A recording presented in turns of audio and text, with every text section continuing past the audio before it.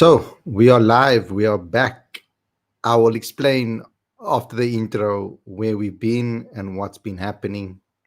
But today is going to be the first show back after some time away. And today is going to be about the Pakistan versus South Africa Test Series. And it is the review of day one. A lot has been going on, a lot has been happening. Not feeling that confident after day one. I'm not going to lie about it.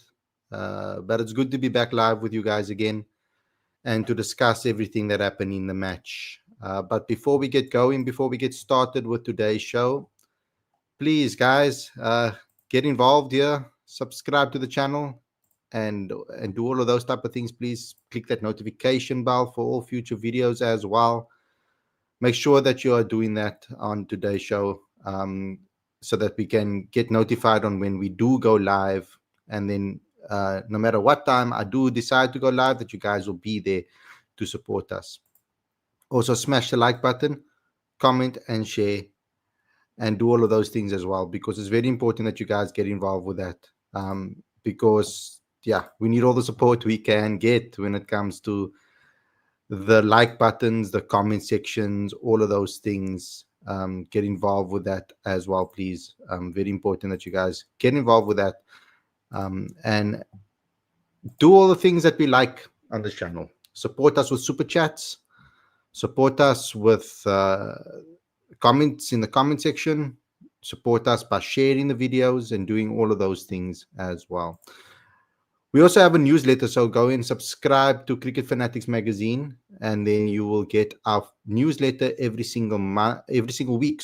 We release one every Friday, so that's something new that we've implemented to keep you guys engaged with us and keep you guys interested in what we are doing here, and keep you informed on everything that has to do with cricket in South Africa. So please go ahead and subscribe to that as well.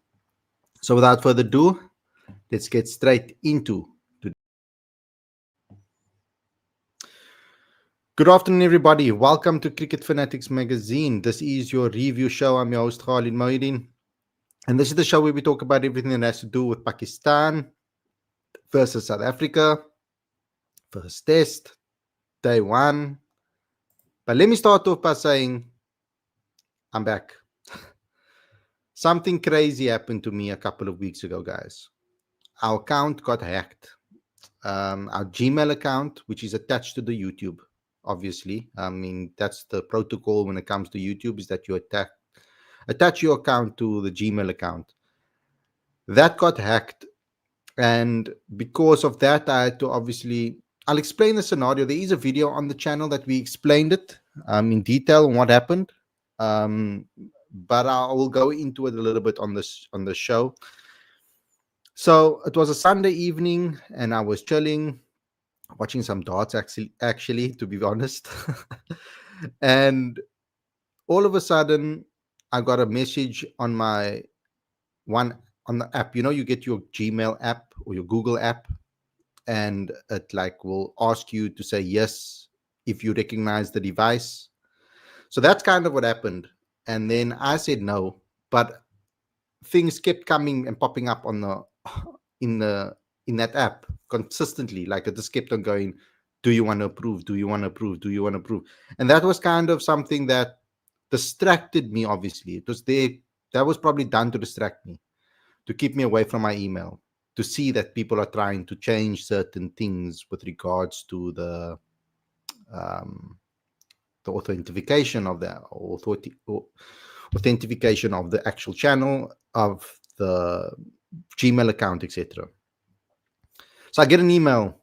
Is this you? Do you want to change your password? So I change the password, get a notification that the security key has changed. I go and change the security back to my face. I'm like, okay, now what do I do now? Because they are now trying to change my phone number verification. I change that. And then all of a sudden, while I'm changing that, I see another email saying that the verification email, recovery email has been changed. And that's when it was over. It was over. I was locked out of my account. And because of that, I was locked out of StreamYard. I was locked out of my live streams, so I couldn't stream live.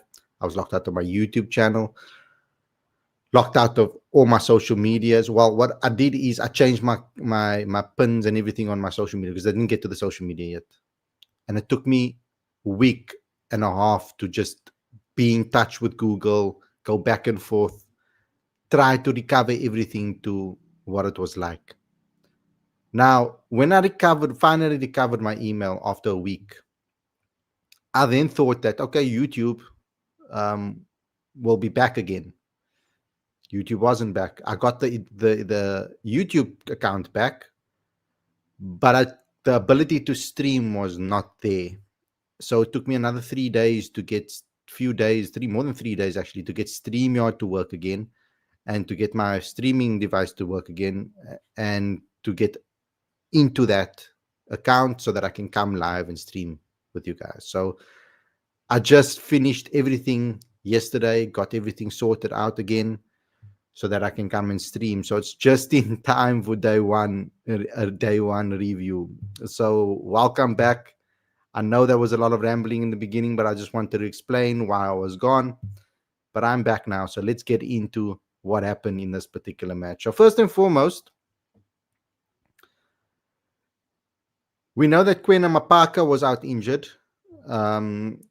He got injured in the domestic games.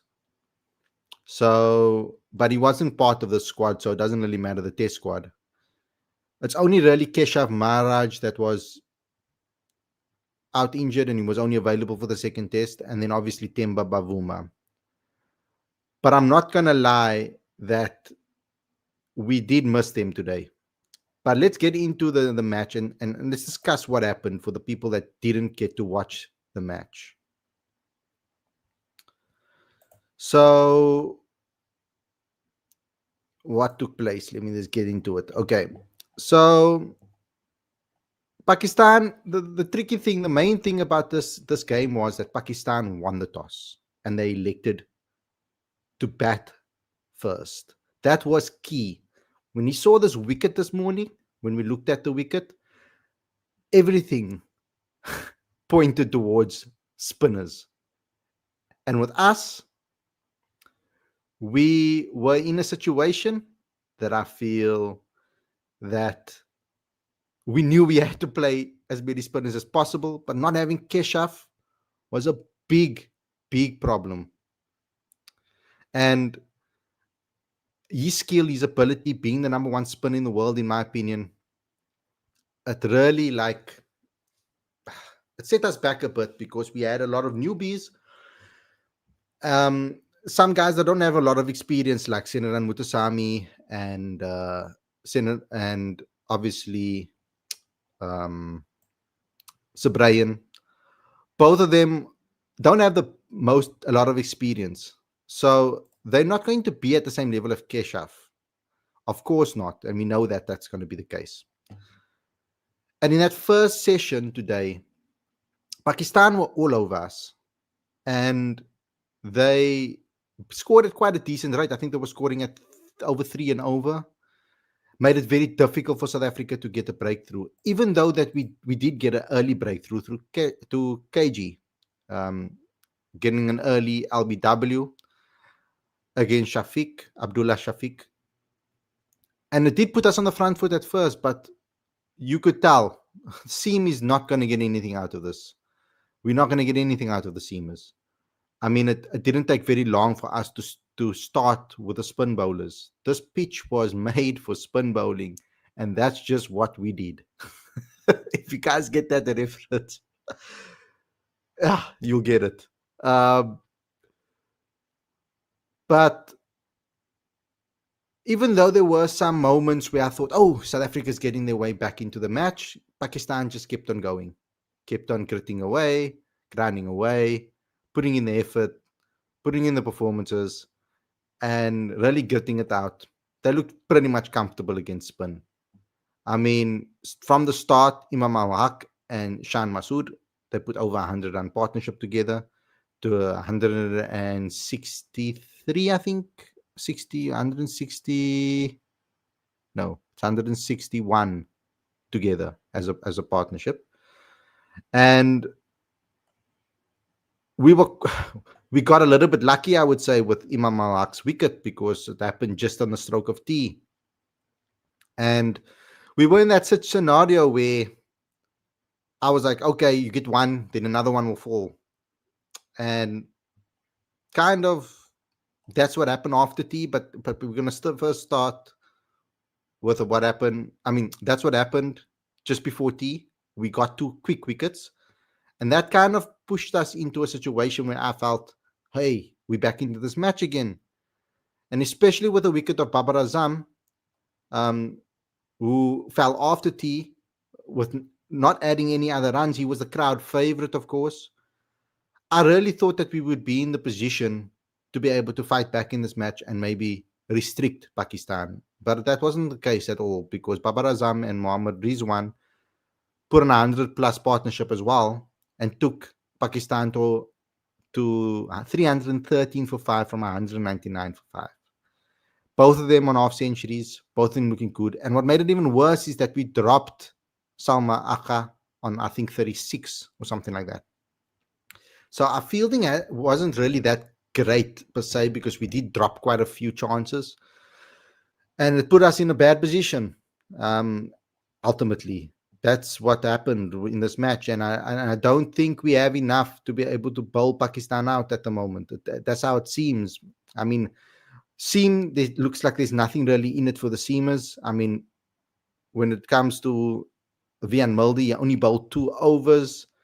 He's been picked here. It looks like a designated, like a batter, and as a pure batter in this particular team, as King JLJ says in the comments, which I'm going to get to now.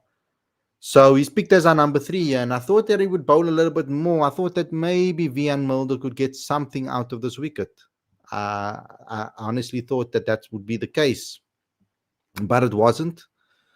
South Africa aren't in the best of positions, as you can see, and we have to really fight to stay in this match.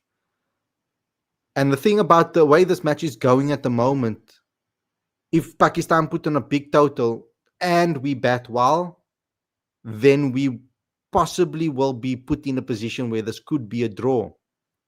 I mean, that's how it could be leaning. But the pitch is going to deteriorate a lot more, guys. And that's the key. The pitch is going to deteriorate a lot more. It's going to be much more difficult to bat. And that's going to be the key, because how do we play against spin? Now, we've gone with an exciting lineup, I feel, with regards to the batting department. And our depth is there. I mean, we've got Aiden Markram and Ryan Rickleton opening the batting. And then we've got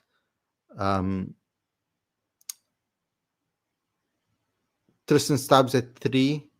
No, wait. Ryan Rickleton, Aiden Markram to open the batting. Then we've got Vian Mulder at 3. Then we've got Tristan Stubbs at...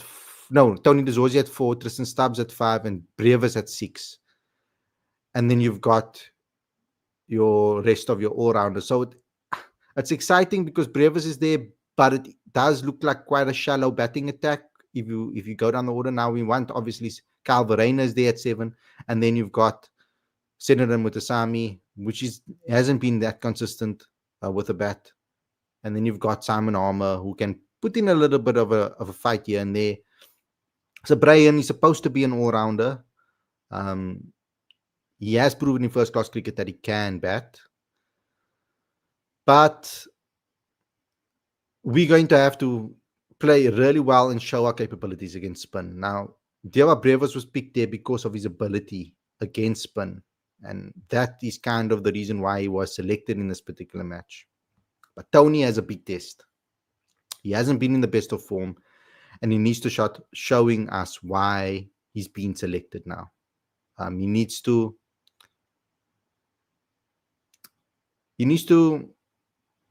prove to the selectors that they were right in selecting him.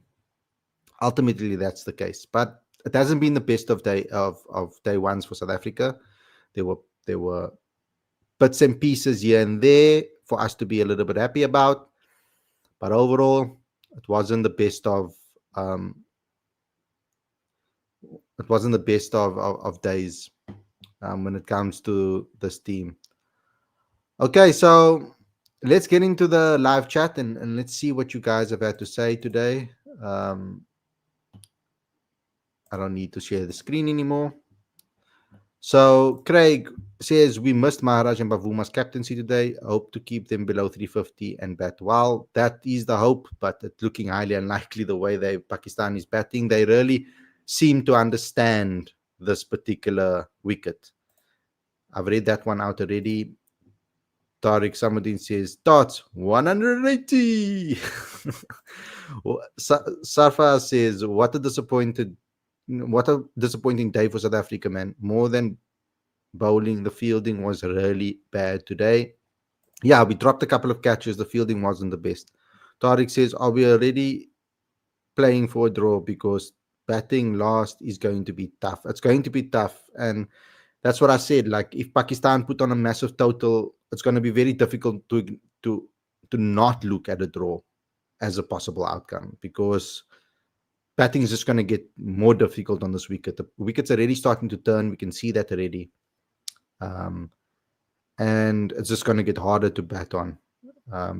This was a wicket that was created. This wicket was created for in the favor of the hosts, and we knew that was going to be the case. Safa says, also, I may not have seen Mulder even bowl once in today. Don't know what he was doing. Yeah, he bowled 2 overs. Yeah, but you're right. He should have. I was hoping that he could bowl more in this match. I think that the combination of a seamer and a spinner could have maybe been the right move to go when things got a little bit stale from a South African side. Just to mix things up a bit and to make sure that Pakistan don't become comfortable at the crease. I think South Africa is in need of a staff overall. I don't think so at all. We just won the World Test Championship. Like, why would we need a staff overall? It's crazy. King JLJ says, our batting lineup looks weak without Pavuma. Beddingham, Stubbs have gotten a lot of chances. It's time now to perform.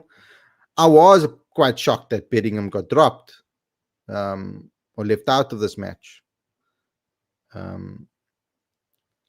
He was actually kind of one of Coach Shukri's first major selections. He showed a lot of confidence in David Beddingham early on. So I thought that he would have gone with him, but I think he's starting to like Mulder at 3. Coach Shukri. Sharfa says, what exciting lineup, Khalid. Tony DeZorzi shouldn't be near the test team. I think he's opening.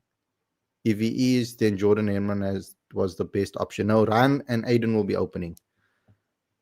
And to throw in someone new like Jordan Herman now, we already got a youngster in Deva Brevis in the mix now. I don't think throwing too many youngsters, new guys into this setup, into this lineup is necessary right now. Now, if Rickleton continues to perform the way he has been in the last few games, if Tony DeZorzi doesn't come to the party in this particular test series, because he has been selected as Temba's kind of replacement now, or the backup to Temba at the moment. That's what seems to be the case.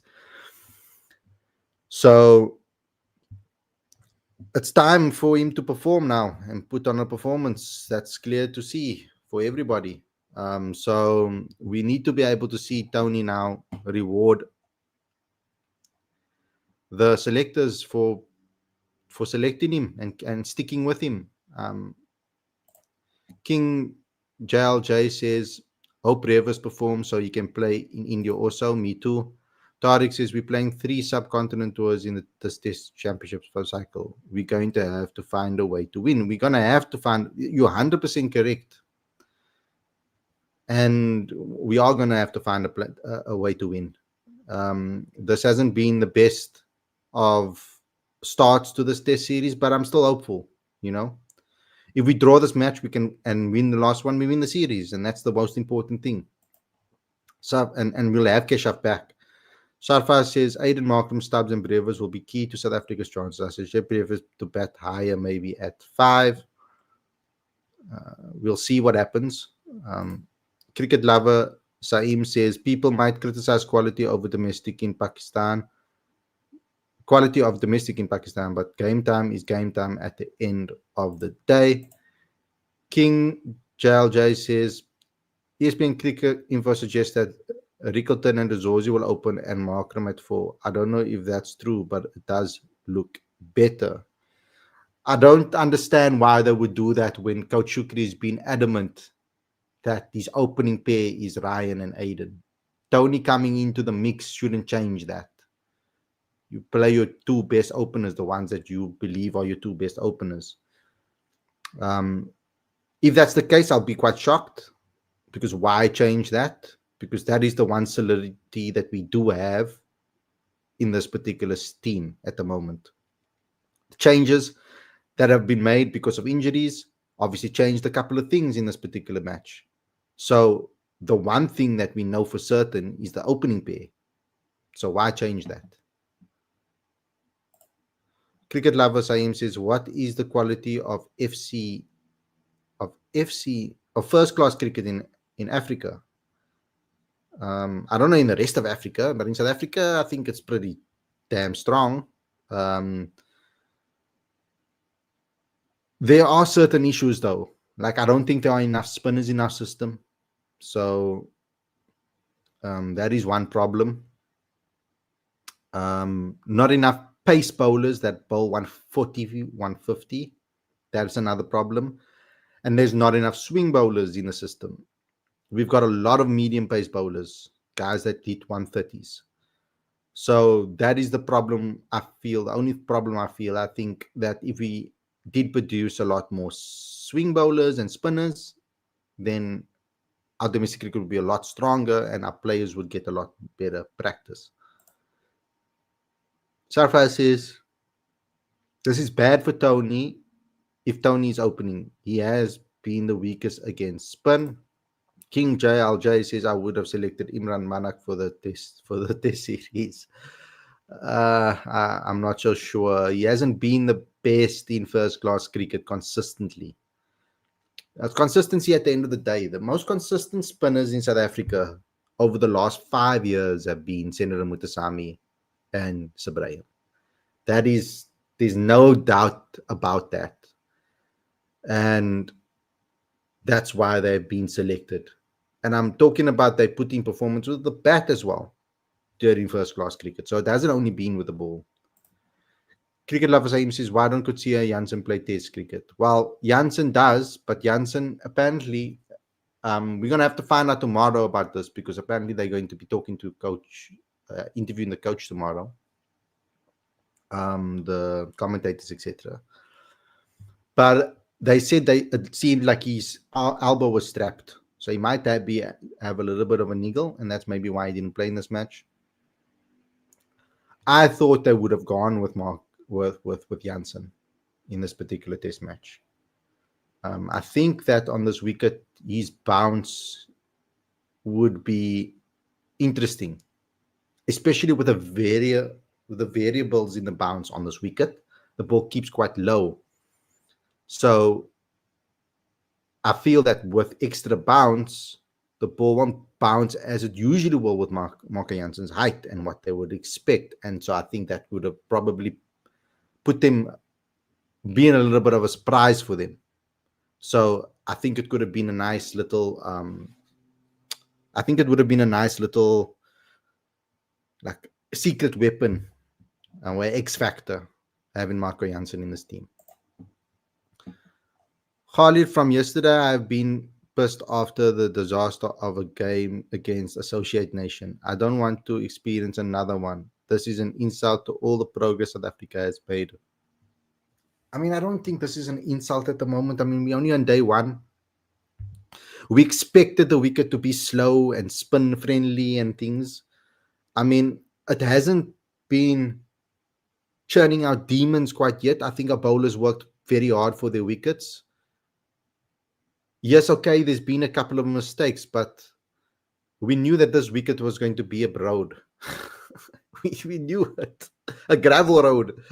It's not even a straight road, a gravel road. Cricket Lover says, I think South Africa has these two paces for the future, Janssen and Kutsia. Yeah, Janssen needs to, Kutsia needs to stop getting injured and play more consistently in the longer format without getting injured. His biggest issue has been injuries. That's why he hasn't been selected. Coach Shukri selected him at the beginning when he was still fit, but then he kept on getting injured. And Test cricket, if you're getting injuries all the time and picking up niggles, you can't risk it with players that are injury prone. Cricket Lovers IM says, I don't think Mapaka and Gidi are their level. Different. They add something different. But Janssen and Kutsia at the moment, over the last few years, have performed better. Gidi has been good. I don't know what your name is here, bro. Don't know how to read that. But Mutusami bowled while Markram field setting needs to be improved. We can be a little bit more attacking now, I feel, within the field. Let's put batters and fielders around the batters, make them nervous, make them play strokes. That's what how we're going to need to up. We need to be a lot more aggressive, I feel, in the field. Cricket Lovers Aim says it will become rank turner at day 3 and 3rd session. It's going to be very difficult to bat later on. You can see they've curated this pitch to suit them, Pakistan, and that's how test cricket goes. That's the advantage of playing at home. We need to make sure that we can combat that. That's what we need to do. Cricket Lovers Aim says, how do you take the Quinton de Kock return? I'm not so happy with the Quinton de Kock return. I don't think it's necessary. Now, as a coach, I can understand it from a coach's position. You want as many options as possible so that you can have the luxury of picking a Quinton de Kock. So from a coach's perspective, I understand it. From a fan's perspective, I don't like it. I don't think it's necessary. I think we've got enough talent. We've got some young guys that are knocking on the door and that have earned their spots in the selection. It was very brief, but I wanted to see a lot more of Quinton de Kock and Luandre Pretorius play together because Quinton is Luandre's hero. So from that perspective, I think it's good because there are a lot of the younger talents looked up to Quinton de Kock when they were growing up. He was their legend that they looked up to. So it will be good for them to learn from him and mix with him. I was very disappointed with the performance against Namibia. It wasn't good at all. And it was an opportunity for those players to put up their hands for T20 for the T20 World Cup. And they didn't show the strength in mentality that shows that they can push for spots. I was disappointed with a lot of them. They didn't come to the party at all. The only person that really showed some fight was Jason Smith, really. So I wasn't really happy with that.